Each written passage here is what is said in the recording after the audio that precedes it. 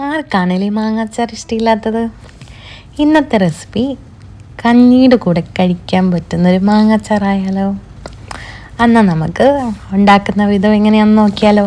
നമുക്കതിനായിട്ട് 2 മാങ്ങ, കുറച്ച് ഇഞ്ചി, 1 മുട്ടം വെളുത്തുള്ളി, കുറച്ച് കറിവേപ്പില. മാങ്ങ നമുക്ക് കുനുകുന അരിഞ്ഞെടുക്കാം.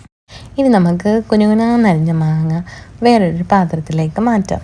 ഞാൻ ഈ ഒരു വലുപ്പത്തിലാണ് കേട്ടോ അരിഞ്ഞെടുത്തേക്കുന്നത്. ഇതിലേക്ക് നമുക്ക് മസാലകൾ ചേർത്ത് കൊടുക്കാം.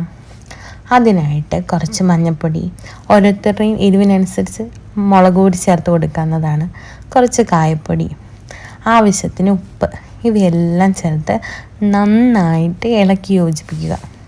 മാങ്ങയും ഉപ്പും മുളകും എല്ലാം കൂടെ കാണുമ്പോൾ നമുക്ക് നമ്മുടെ കുട്ടിക്കാലം ഓർമ്മ വരുമല്ലേ?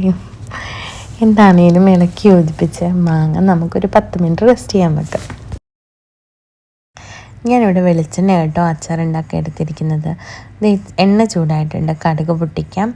എന്നിട്ട് കുറച്ച് ഉലുവ കൂടി ചേർത്ത് കൊടുക്കാം. ഉലുവ പൊടി ഉണ്ടെങ്കിൽ അത് ആദ്യം തന്നെ മസാല മിക്സ് ചെയ്യുന്ന സമയത്ത് നമുക്ക് ചേർത്ത് കൊടുക്കാവുന്നതാണ്. പിന്നെ ഇഞ്ചിയും വെളുത്തുള്ളിയും കൂടി ചേർത്ത് നന്നായിട്ട് വഴറ്റിയെടുക്കുക. ഒരു 1 to 2 മിനിറ്റ്സ് കൊണ്ട് ഇത് വഴണ്ട് കിട്ടും. ആ സമയത്ത് നമ്മൾ മസാല പുരട്ടി വെച്ചിരിക്കുന്ന മാങ്ങ കൂടി ഇതിനകത്തോട്ട് ചേർത്ത് നന്നായിട്ട് ഇളക്കി കൊടുക്കുക.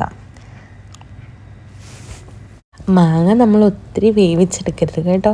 വെള്ളം ഒന്നും ഒഴിച്ച് വേവിക്കേണ്ട ഒരു ആവശ്യമില്ല. ജസ്റ്റ് ഒന്ന് ചൂടാക്കിയെടുത്ത് കുറച്ച് കറിവേപ്പിലയും ചേർത്ത് കുറച്ച് വിനാഗിരി അവസാനം ചേർത്ത് നന്നായിട്ട് ഇങ്ങനെ ഇളക്കിയെടുത്താൽ മതി കേട്ടോ. ഇതിനകത്തൊരു മിസ്റ്റേക്ക് എന്ന് പറഞ്ഞാൽ നല്ലെണ്ണയാണ് യൂസ് ചെയ്യേണ്ടത്.